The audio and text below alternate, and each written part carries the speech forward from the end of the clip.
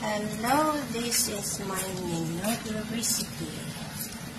Menudo tayo, guys.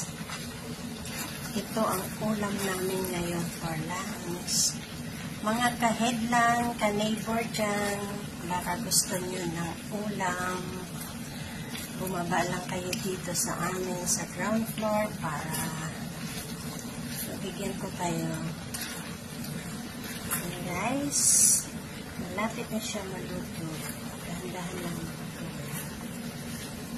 Madami kasi kaming kanin. Yan, guys, maaga ako nakaluto ngayon. Nag-walking sila amo, kasama ko. Nag-walking sila doon sa cyberport. Kaya heto, nakaluto ako. Guys, nice. Oh, sarap.